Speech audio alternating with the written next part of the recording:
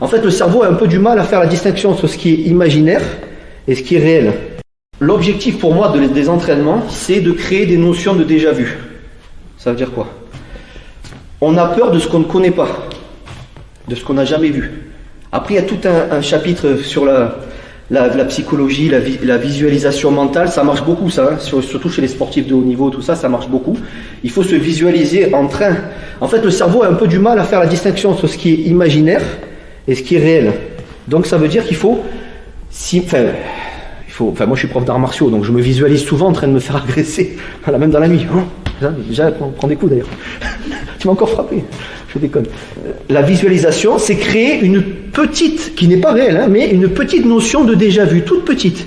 Et bien juste ça, des fois, ça permet peut-être de ne pas être en état de sidération le jour où on découvre quelque chose. Maintenant, il faut être capable d'imaginer des choses les plus tordues. Plus on voit des choses tordues dans notre tête, et plus on se dit, putain, vous voyez ce que je veux dire? Maintenant, ça peut ne pas marcher selon la situation. Est-ce que tu as bien dormi? Est-ce que tu as eu un effet de surprise? Et tout ce qui est tous les à côté, quoi. Ça, c'est important. Mais il faut donc créer ce qu'on appelle une notion de déjà-vu. Et moi, j'appelle ça dans mon jargon à moi, les photographies mentales. Ça, c'est propre à moi. Hein. J'ai mis des noms sur des idées. Hein. Bouge pas. Tu vas faire la star aujourd'hui. Fais ça. Tu peux gonfler les biceps. Voilà. Je déconne. Ça, c'est quoi? C'est la face d'armée d'un coup de poing, par exemple. Ou d'un coup de couteau. C'est le thème d'aujourd'hui. Attention. Tiens. Voilà, ça. Eh bien, dans votre... C'est une image, évidemment. Tac. Dans votre tête, vous photographiez ça. Change de main. Tac. Commence à descendre vers moi. Suis-moi. Voilà, bon, attends, bouge pas. Voilà, pas trop flou, mais ici. Ça. Voilà. Juste d'avoir un couteau qui vous pointe la tronche, là. Ça. Vous pouvez même aller plus loin. Prendre juste un vrai couteau. C'est con de dire, ouais, ça, j'ai compris, c'est du plastique, j'ai compris. Non, ton cerveau, il n'a pas compris. Ça, tu vas voir quoi? Une photographie d'un truc en plastoc.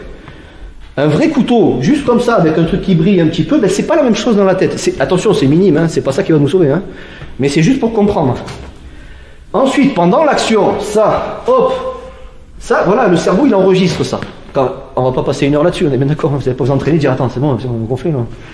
C'est bon.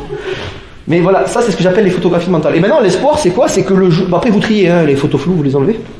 Les trucs qui bavent. Et c'est l'espoir que le jour où on vous agresse, vous ayez le temps de sélectionner dans votre bibliothèque de photos, non, album photo on dit, hein, dans votre album photo mental, les bonnes photos et surtout les bonnes actions qui vont avec. Est-ce que, traduisez hein, ce que je raconte, d'accord? Donc ça c'est important, c'est ce que j'appelle les photographies mentales. Si tu souhaites aller encore plus loin, à savoir décupler tes connaissances en self-défense, devenir confiant et efficace en situation réelle, mais ce que je t'invite à faire, c'est à cliquer juste ici. Formation offerte, ou encore sur le lien qui est en description juste sous la vidéo.